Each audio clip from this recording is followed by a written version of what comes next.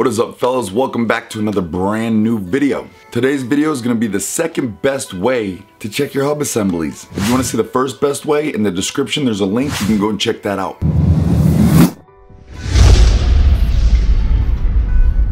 Alright, so let's get right into this. So, what's the second best way to check your hub assemblies? Not to check them at all. Well, what do you mean, Bruce? At least 40% of the time, you can have a noise that sounds just like a hub assembly and it's not, okay? And usually what that is chopped, or also known as cup tires. That's when the tires look like this. Or like this.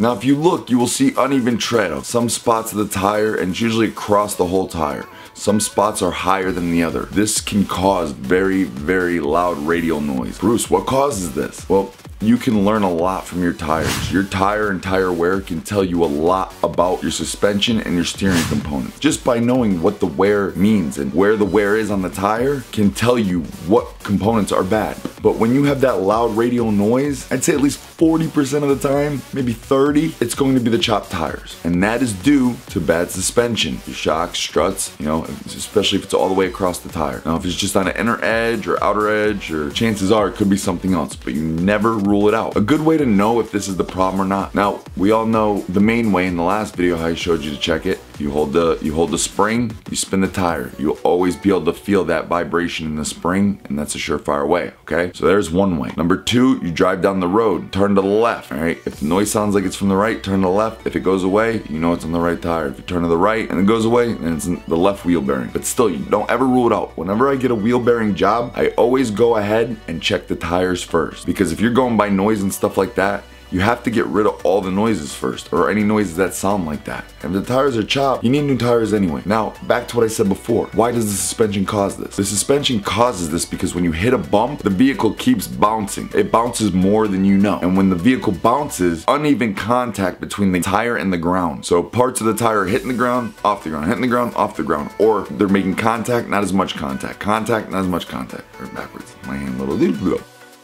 You know, a lot of people I tell this to don't ever believe me. You know, if they never heard of this before, they don't ever believe me. They're like, there's no way my tires are causing this. Is a hub assembly. Hub assembly, hub assembly. And we all know on vehicles, many different things can sound like other things. At the shop, we've had times where we've heard noises and we all swore it was from one thing and it was from another, and we changed all sorts of stuff trying to hunt down this noise because it sounded like something it wasn't, and we checked all of our other options as well, and it was something stupid. These sorts of problems stump all sorts of technicians, not just the regular guy or the starting off technician, ASC techs, you know what I mean? Like, just because you're certified and just because you've done this for X amount of years, noises can still mess with you. So you need to know where to start and what to look for, what to listen to in this case. And obviously with suspension, you never do anything in one. So if only one tire is chopped in the back, say, you're not just gonna put one shock on. You never do that. Never do singles. Always pairs.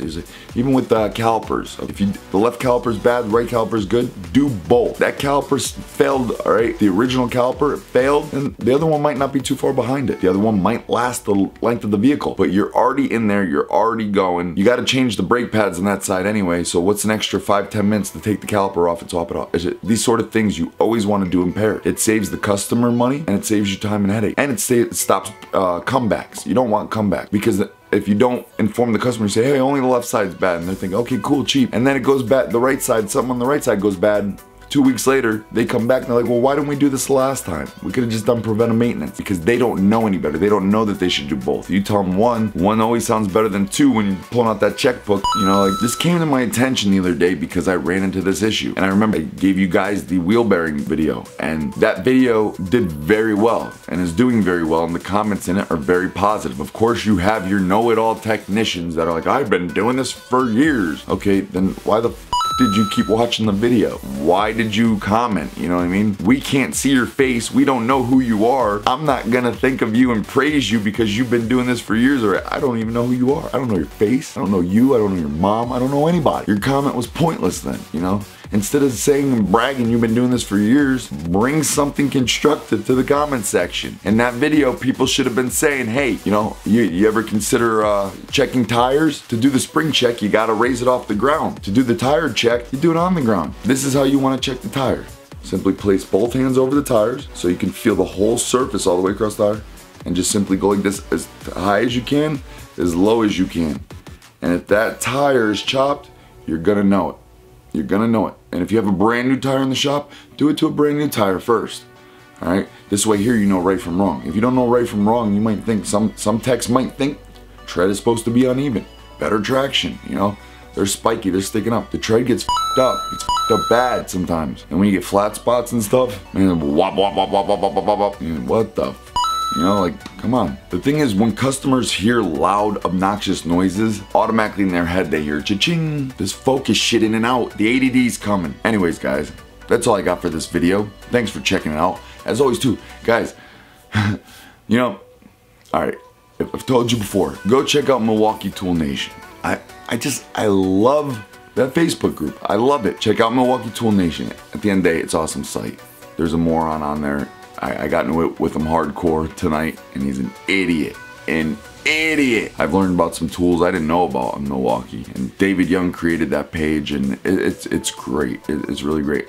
I cannot believe how successful that page is and how much it grows. Like, so the link in the description, the link will be in the description for that. If you're not joined yet, go join if you want to learn all about Milwaukee tools, and they will tell you where the cheapest deals are.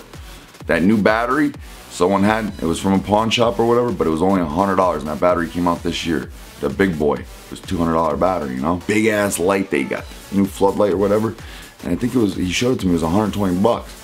It came by, I was on the truck the other day, I was like, man, this thing is nice. David was right.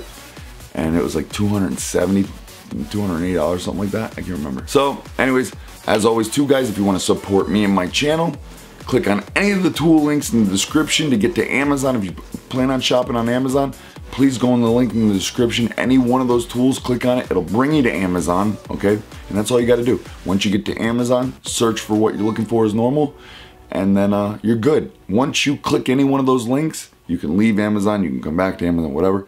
You click that link for the next 24 hours. Anytime you go on Amazon and you purchase something, it gives me a commission of it, and that helps. Also too, if you want to help my channel, you can become a Patreon. No pressure. If you do, cool. If not, cooler, whatever. The only thing I ask, as always, guys, is please leave a thumbs up, a thumbs down, a comment, a good comment, a bad comment. Try not to swear though. Come on. Look, I'm bleeping my stuff out now, so f you. But anyways, guys, as always, thanks for stopping by. Thanks for spending time with me. And I'll see you guys in the next video.